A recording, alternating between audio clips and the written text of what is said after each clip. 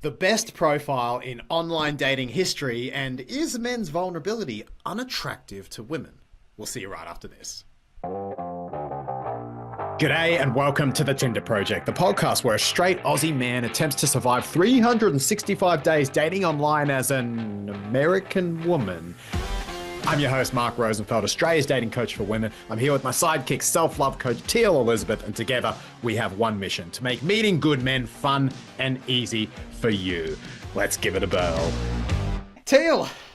Hey, Mark. How are you? I am hanging in there. I think we're both hanging in there. We've had sort of parenting struggles for slightly different reasons this week, haven't we? Mine's a post-gestational struggle, and yours is a bit of a pre-gestational struggle, isn't it? Parenting and having kids is not for the faint of heart. I'm just gonna say that, you know. Tia was saying before the show, guys, she said, you know what, Mark, you thought that stripping thing was real hard. That was until you got to parenting, wasn't it? And I went, yeah, that's actually pretty accurate, Teal. Good call there. Teal, I have something very exciting for you today. Before I show you this, a quick update. So you might remember we're doing some niching now, which is niching down for the specific guys that we're wanting, with specific traits that we're wanting. I'm testing this with a few clients. It's been quite fun so far. It's producing some interesting results. I'll have more detailed results for you next week. But I will say, Teal, you and I are similar ages. Did you ever, when you were younger, use the website Plenty of Fish? I did, yes. How old were you roughly when you used POF? Oh my God, that brings back memories. Is that one still even alive? I don't even know. Not only is it still alive, Teal, I'm there. I have gone there. Oh! I've been there the last 2 weeks. So I needed somewhere that was a little, just different. I needed something fresh. And I also wanted somewhere that allowed me to use a long bio, because long bio sites, I wouldn't say they're dying out, but they're becoming more of a minority. We've got Tinder, we've got Hinge, we've got Bumble, Coffee Meets Bagel. They're all very short bio websites. So unlike Match.com, which is a long bio website, I wanted to find a couple of others. And I thought, you know what? Back in the day, I had POF, Plenty of Fish. I remember that. Was that a Christian site or was it a regular site? I don't remember. It is a regular site. Okay. Yeah, it is a regular. I met a friend of mine on there bloody decades ago. Anyway, I have been on Plenty of Fish, and it's been an experience, Teal. It has been an experience. The words hot mess come to mind. Oh my gosh. Okay, I now think you got me hooked. Describe it pretty accurately. It is just first of all, it appears that they haven't updated the website since possibly the early 90s. Okay. Now, I'm sure technically they have, but the functionality feels like the app was designed in the 90s. You can see the Match Group, by the way, Match.com, they own just about everything. I don't know if you know that, but they own Tinder, they own Hinge, they own Plenty of Fish, they own almost everything. It seems like they bought Plenty of Fish and said, we'll just hang this one out to dry, leave it here in 2008, and anyone who wants to hang out there can stay there. It's been a hot mess. We've seen some profiles that are very out there. And as always, the first week was very slow, but I have to say, we've had a lot of phone calls this week, Teal. As you know, our typical rate is about 12 a month. In this month, being on Plenty of Fish so far, just as a rough number, we had in the first week we had 1, which is pretty typical, and then in the second week, 1, 2, 3, 4, 5, 6, and I'm expecting that rate should more or less continue. So that's actually 7 from the first 2 weeks, but if you discount the first week, that puts us on pace to actually beat the other strategy. Now, that's not telling the full story, because this niching strategy, searching for a particular man, it's filtering a different kind of guy. Instead of having more social conversations, we are having more in-depth relational conversations. So I would say, as the strategy goes, it needs refinement. We are attracting people who are having deep relationship conversations. They're talking about values. They're talking about relationship coaching. They're answering well. They're putting in effort. I would say the back-end stuff is really validated. But so far, the front-end stuff has not been as strong. As in, first look profiles, if we were to grade them from A to D, there's a lot of C's coming through. So that's okay. We only need 1 or 2 A's or B's for the strategy to work. But the back end stuff is cool, because the quality of the guys, even if they're not necessarily the most attractive upfront guys, it's just been cool seeing, this strategy does actually really separate the low effort, hey babes, and the want to cuddle on my couch guys. There's plenty of C's and D's there from the C's and D's who, or even the B's, A's as well, who want to put in effort and who are quality guys. So that's been a win. That's been a win. Yeah, I remember from my experience being on there, I remember meeting a lot of quality guys. On POF. Yeah.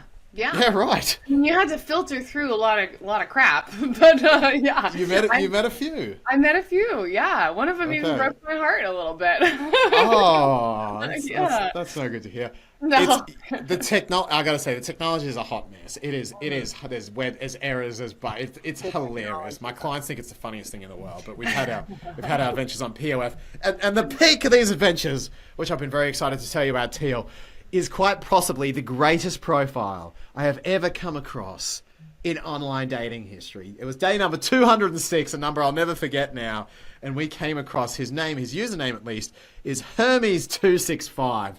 Hermes265. Now, Teal, to really describe this profile, you have to see it. So you're going to have to, I think what I'll do is I'll show you the photos, and you can describe to the listeners what I'm showing you. Oh, perfect.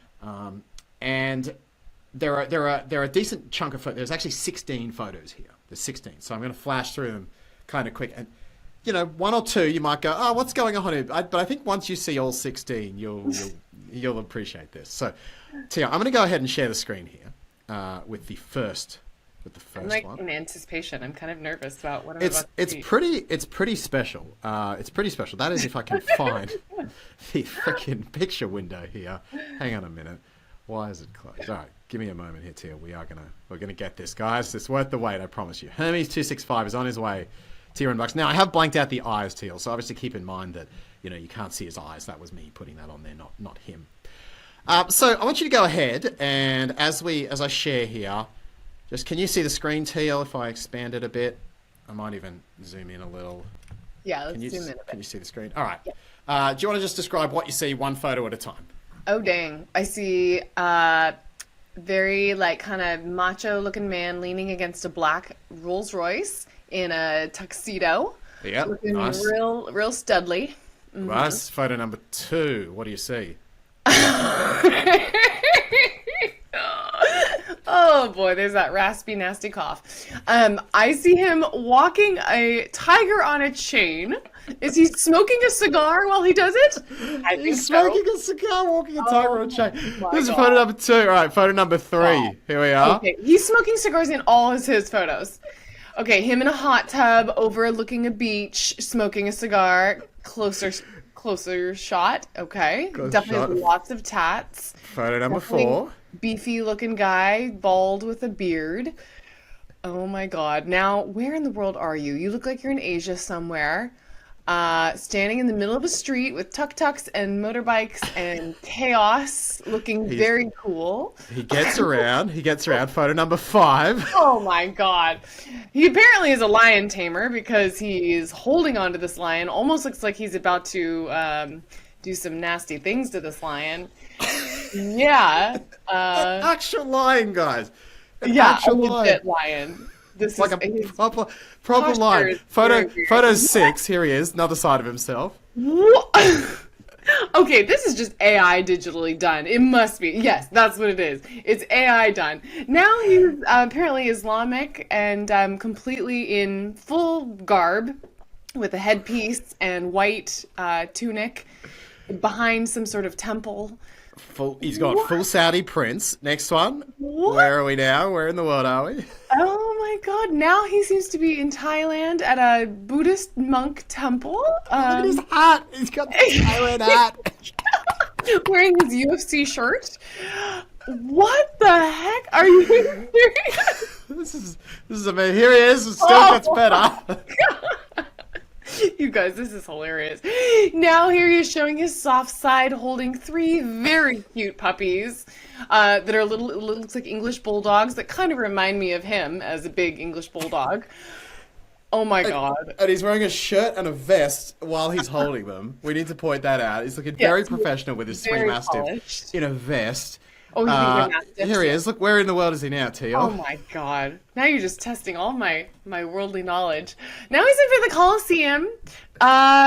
Just hanging out in Rome by himself. Cool as a cucumber at the Colosseum. What? Oh, where in the world are we now? Where are you? In some sort of temple. It looks like maybe Rome. It could be the Basilica. I don't know. Yeah, he's in. Oh, he could be in Vegas. He's at Rome. There. Here we are. Where are we now? Oh my God. Oh, now he just looks like a bouncer at some very hot strip club with chain and champagne.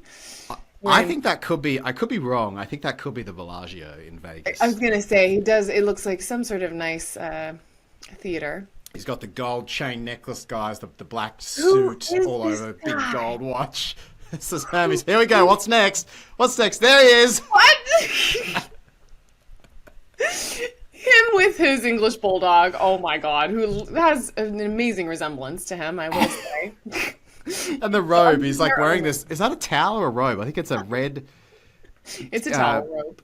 It's a towel robe. Okay. That's what it looks like. That's the Yeah. thing. What's next? All right. Oi. Hot shot? No. Him in a limo, just sprawled out. We got a good picture of his junk in the jeans. In a limo, looking way too cool for school. Oh my God, I'm so turned off by this guy He's now. in the limo. Here we go. It still gets better. What? Now he's got some machine gun, and he's wearing some other towel robe. Oh, it's a Versace towel robe. It's the same one that from what it is? before. Versace. Oh, it is too. With There you his go. cigar in front of the limo with the machine gun. In the smoking. woods.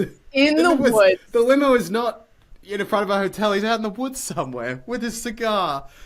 Oh, this is just the gift that keeps on giving this profile. Here he is. Where is he now, Teal? He's headed to the snow. Oh, he is versatile. You know, he will take care of you no matter where you guys go. Yeah, I don't have any words. He's out in the snow, and I think this is the last one. Here he is at yet another some sort of famous what is that? The museum or a... And he's never smiling. He does not smile. He's a very serious man. Smile. And I believe I don't have this here. I believe he is in fact a jiu-jitsu black belt. That was mentioned in his That sounds in his about bio. right. Yeah, So just he's in case you definitely were thinking of taking him on, you also got man. that to deal with. That truly was the profile that just kept on giving between the tigers, the lions, the bling, the dogs, the Bellagio, the Colosseum, The machine the gun. hat in Thailand, the Arabic wear, the bath in front of the beach. That was, Oh my God. you can't top that, can you, Teal? It just doesn't get any better. Well, I want to know, like, is he actually, like, what is he doing on there? You know, like, he's not looking for his wife. What is I he have doing? no idea. It's him getting to show off. He's like, I need an outlet to show off how cool I am. So You know what? He wins. He showed it. I thought I'm gonna do a I slow was clap. proven. I only had to see one big cat, and the rest was gravy. I'm like, yeah, all right, you did it. Whatever impression you were trying to make, you made it. Yep. Oh, yeah, you You're made it. Good job. yeah. Good job. Oh, Teal, Okay, what so a if you time. could sum up him in one word, what word would that be? Godfather. Yes. Not That's him. necessarily who I want to bring home to mom and dad, but maybe some girls get off on that. Well, hey, that's actually a great segue, Teal. Very smoothly done there. In terms of what do girls get off on? More specifically, let's talk about men's vulnerability. Now, Brene Brown brought this topic up 10, 15 years ago and did some amazing research into it. The power of vulnerability, the way vulnerability connects us in relationships, the way opening up and becoming vulnerable allows for that human-to-human connection and the bond to form. So I'm really curious about your opinion on this. And I want to focus the question specifically on this idea of attractiveness, because I think we're obviously going to say vulnerability connects and vulnerability is good for the heart, and going to therapy or being vulnerable with your buddy is a good thing. But in terms of attractiveness, and when I say attractiveness, it's like that magnetism, maybe even take clothes off, sexual attraction, sensual attraction, that type of thing. What's your opinion on this? Is male vulnerability attractive or unattractive to women? Great question. I think, like with most things, it's not black and white. I don't think it either is or isn't. I think it depends on the context. And I'm actually supporting a client through this right now because in one way, her new man that she's with is being very vulnerable in lots of wonderful ways and showing her how much he cares and really being emotionally open and sharing his feelings with her about how he cares about her. But he's also being very vulnerable about navigating stuff with his ex-wife and the divorce stuff they're going through, and kind of pulling her into a situation she doesn't really want to be involved in. So I think it really depends on the context of what you're being vulnerable about. And I think if it's vulnerability that's specific to you and helping your relationship deepen in terms of how we feel about each other, or insecurities we have, or feelings we have about the future and our life, and that sort of stuff, I think it's a very bonding thing. I think it can be very unattractive when we start either dumping our feelings about other things or dragging people into drama that is not really intended for us. Then it can kind of be more off-putting. That would be my take on it. Okay, I'm curious about, I guess we should talk a little bit about definition as well. So if someone is sharing, hey, I'm going through a divorce, you know, I'm doing it really tough right now. I guess I'm curious, where is the line? Because there's vulnerability, which is kind of what I want to talk about, and then there's unhealthy dumping, which I think we can agree is not appropriate. You know, help me get through my divorce with my wife. I'm not so much talking about unhealthy dumping. I'm not sure which that was that you were referring to. I'm talking, let's say the guy says, you know, I am really struggling to process the divorce with my wife. I'm feeling very sad and confused much of the time about my relationship with my brother.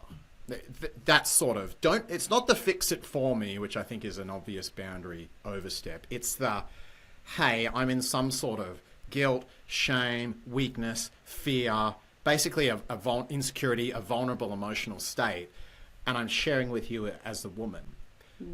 Is that what your client's been experiencing, or is she doing more the dumping? It's more the dumping, yeah. More the dumping thing. So what do you feel about what I was just talking about, where someone's saying, I'm just feeling really sad about this. I'm feeling really scared about this. I'm a man saying these things. I'm feeling really nervous about my work. You know, I can't fall asleep every night because I'm feeling very anxious about it. Yeah.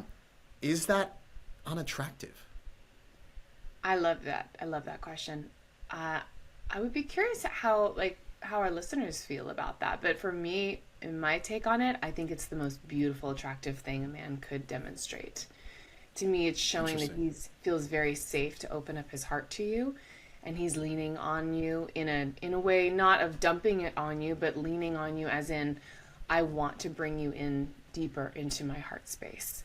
And to me, that makes me go, oh my gosh, yes. Like, let's just dive into that. The yumminess, the juiciness. Even if the conversation is not a very comfortable conversation, it's him saying, I trust you enough to want to let you in. And that to me is very attractive. And I feel that the heart really warms up in those kinds of conversations, even if it's something really, really difficult, even if it's processing a death or something really, really painful. It can actually warm the hearts of both people and bring you guys closer together. Gotcha. But you're saying, like, do I want to then jump his bones after he said that? That was one of my next two questions. Yeah. So okay, because there's attraction, and then there's, you know, connected and intimate and safe, emotionally intimate and safe. Yeah. Let's start there. Okay, all that is fine. Do you want to rip his clothes off? No, probably not. But I think there's a time and a place, right? I don't think, yeah, I mean, I just feel like that's it's interesting. Right, that's an interesting question. Yeah, I don't think there's anything wrong with that. I think that there's just a time and a place for desire and lust and passion, and that doesn't necessarily go hand in hand with deep, heartfelt, emotional vulnerability. Vulnerability does not equal passion and lust. They're two different worlds. I agree. And I think that when we as men are sharing, I do think in a lot of cases men are aware of this, that these two things, as you sort of alluded to there, can come in different packages. Because, tell me, I'm really curious, when I asked you that question then, did you picture it in relation to Spencer? Did you picture, I said, are you attracted to vulnerability?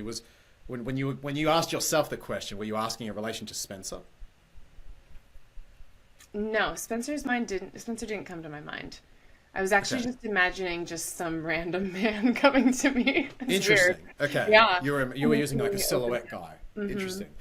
Because tell me if you agree with this theory, Teal. I think I hear women answer yes to this question that vulnerability is attractive, and it's interesting that you actually kind of said, well, sexually maybe not so much, but emotionally I can really connect with it.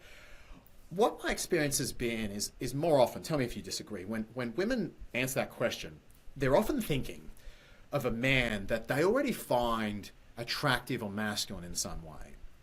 So, for example, I say, hey, do you find vulnerability attractive? Often you might think of a partner or someone you've been with. You might think of a famous celebrity. You imagine Travis Kelce or a footballer being vulnerable on a podcast. And so we typically picture someone. You obviously didn't, so maybe this theory holds no water. But when I've asked women this question, it seems like they often... When I've asked women this question, it seems like they often will picture someone that's already attractive in their eyes. And then they'll say, oh yeah, that'd be great if he was vulnerable. That would add that next level of attraction for me.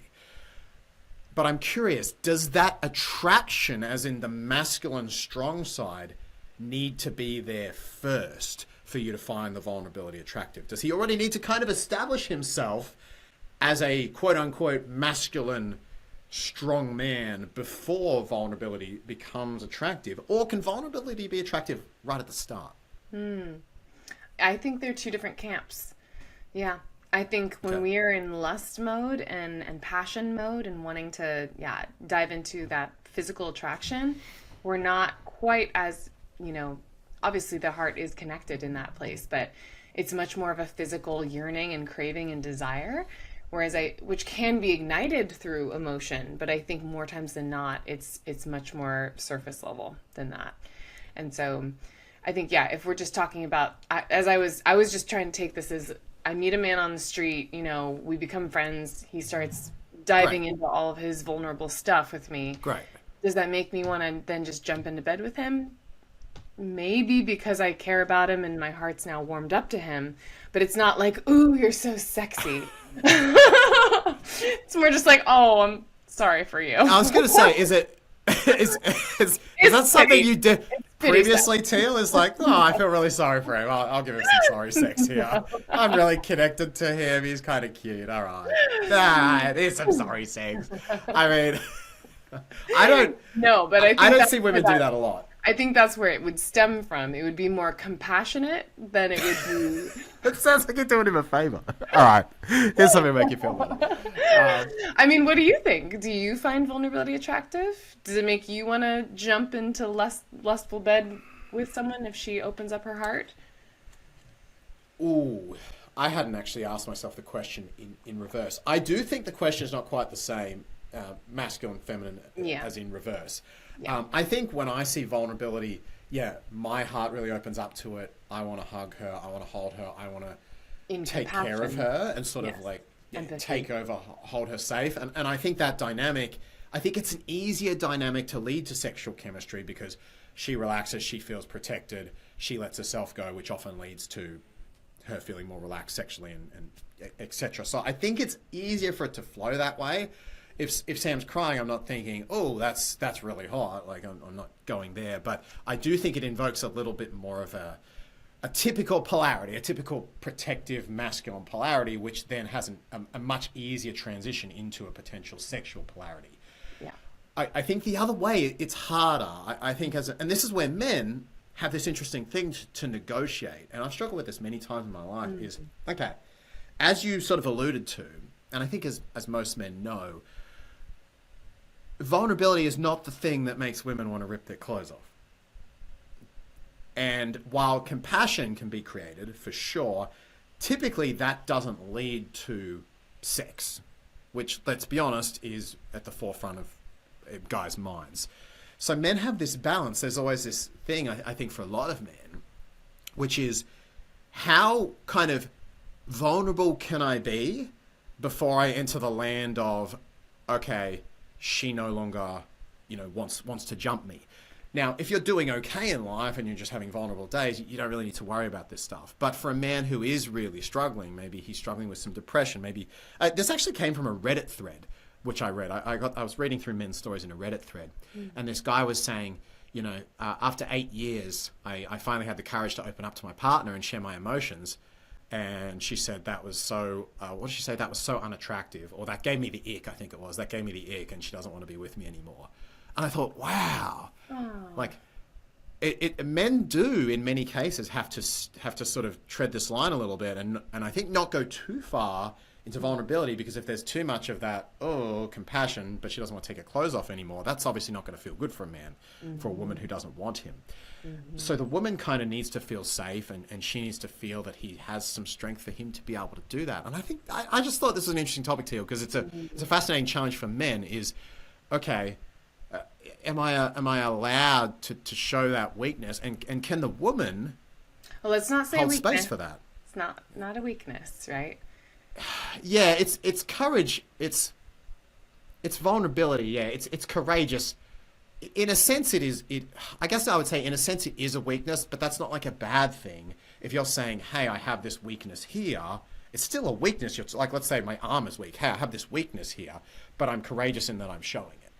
So it can be courageous to show a weakness, I think is the way I would phrase it. But if I show too much weakness, or if I show a particular woman too many quote-unquote weak sides of me, where let's say I've been depressed for 3 months, does she want to know that? It's a tricky balance for men, and I think that's why, as you're alluding to, we have kind of a line to walk with the women we love. Would you agree? I mean, tell me if you disagree. Yeah, no, I do agree. And I also think it depends on the timeline of the relationship too. You know, I think men do need to put a little bit more of that bravado up front while still showing they have the emotional maturity to go there if it needs to be, but they're not going to be offloading or using their woman to process through all their feelings in the early stages, you know, still leaning on some outside support for that.